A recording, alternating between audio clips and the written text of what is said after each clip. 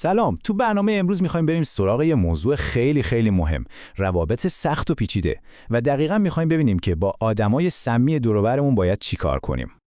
تا حالا براتون پیش اومده از یه مکالمه بیاین بیرون و حس کنین نمیدونم انگار تمام انرژیتون رو کشیدن یا حس کنین گیج شدین، کوچیک شدین؟ خب این یه حس خیلی آشناست نه؟ و معمولاً پشت این حس یه دلیلی هست و اون دلیلم اغلب یه آدم خاصه.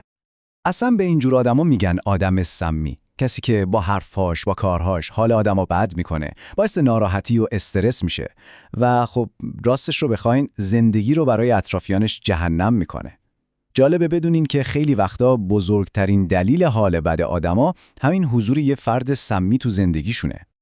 ژان پل سارتر، فیلسوف معروف، یه جمله خیلی تکون دهنده داره که میگه جهنم دیگران هستن. البته خب شاید منظورش همه آدما نبوده، ولی قطعاً بعضیا رو شامل میشه. حالا بیایم ببینیم این آدما دقیقاً چه آسیبی به ما میزنن. خب بریم سراغ بخش اول، آسیب پنهان. یعنی هزینه واقعی که بودن با این آدما رو دست ما میذاره، چون تأثیرشون خیلی عمیق‌تر از یه حالگیری ساده است.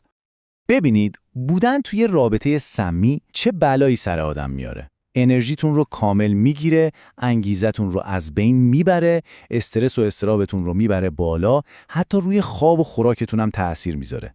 عزت نفستون رو داغون میکنه و باعث میشه با بقیه هم به مشکل بخورین. و از همه بدتر میتونه باعث بیماری‌های جدی جسمی بشه. یه مثال بزنم، یه آقایی به اسم الکس بود که میگفت فقط به خاطر حضور منفی برادرش تو زندگیش تو 2 ماه 10 کیلو چاق شده. میبینین این فشار روحی چطوری خودشو تو جسم نشون میده؟ وودی آلن یه دیالوگ معروفی داره که خیلی تلخ و واقعیه. میگه من نمیتونم خشمم رو ابراز کنم، واسه همین به جاش یه غده تو بدنم رشد میکنه. این فقط یه شوخی سینمایی نیستا، یه حقیقت علمی پشتشه. واقعاً یه ارتباط مستقیم و ثابت شده بین ذهن و بدن وجود داره. تحقیقات نشون داده وقتی شما احساسات منفی رو تو خودتون میریزین که خب تو روابط سمی این کار خیلی رایجه، ریسک مشکلات جدی مثل فشار خون بالا، بیماری‌های قلبی و حتی سکته خیلی بالا میره. پس سرکوب کردن خشم و استرس تاوان سنگینی داره. و حتما اینم براتون پیش اومده که یکی یه تیکه ناجور بهتون میندازه، بعد تا بهتون برمیخوره میگه بابا شوخی کردم. اما آیا واقعاً فقط یه شوخی بود؟ فروید معتقده که هیچ شوخی بی‌دلیل نیست. میگه شوخی‌ها معمولاً همون حرفای دل آدم‌ها هستن که توی لباس دیگه دارن بیان میشن.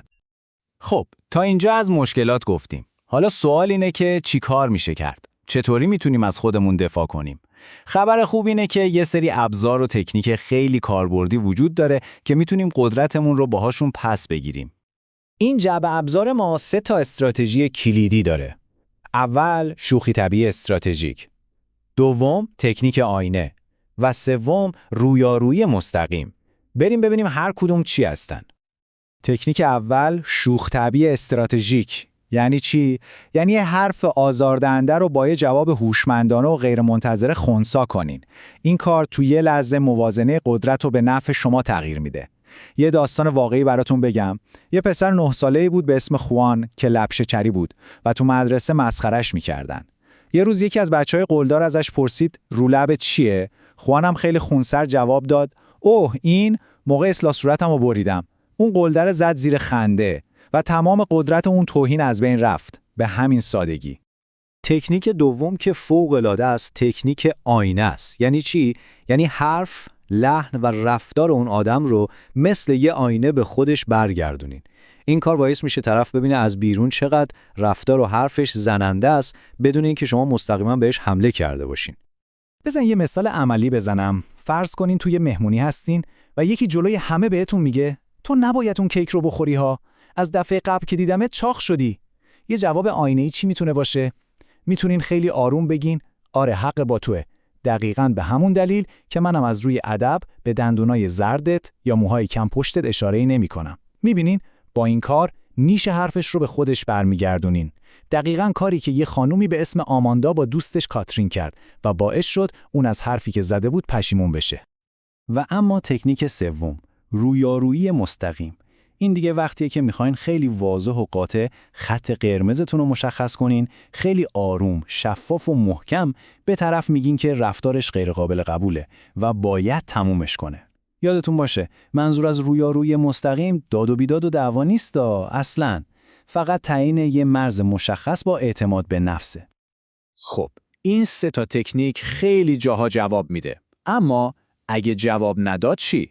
اگه با وجود همه اینا اون رفتار سمی ادامه پیدا کرد اون وقت چی؟ یه داستانی هست از یه کارگاه آموزشی که یه آقایی با چشمای پر از اشک بلند میشه و میپرسه ولی آخه یه دوستی 20 ساله چی؟ این همه سال ارزش نداره؟ سوالش خیلی دردناک بود چون داشت با ایده رها کردن یه رابطه طولانی ولی سمی کلنجار میرفت. و جوابی که گرفت این بود: وقتی یه نفر بهت آسیب میزنه، کوچیکت میکنه و نمیذاره بهترین خودت باشی، دیگه جایی برای احساساتی بودن و تعارف باقی نمیمونه. این یه جمله خیلی مهمه. طولانی بودن یه رابطه مجوزی برای صمیمی بودنش نیست. و چرا اینقدر این موضوع مهمه؟ چون اولویت اول و آخر سلامت روحی و جسمی خود شماست. شما باید وفاداری و انرژیتون رو برای کسایی خرج کنین که بهتون احترام میذارن و حمایتتون میکنن. اینو یادتون باشه، تموم کردن یه رابطه سمی شکست نیست، محافظت از خودتونه. یه مصرع معروف هست که میگه نمیتونی همه رو راضی نگه داری، پس حداقل خودت رو راضی نگه دار. این یه حقیقت خیلی عمیقه، مخصوصاً وقتی پای تعیین حد و مرز وسط باشه. و خب اینم از تحلیل امروزمون. در آخر میخوایم شما رو با یه سوال تنها بذاریم تا بهش فکر کنین. یه نگاهی به دور و برتون بندازین. چه کسایی تو زندگیتون بهتون انرژی میدن و چه کسایی انرژیتون رو ازتون میگیرن؟ جواب دادن به این سوال اولین قدم برای ساختن یه زندگی سالمتر و شادتره.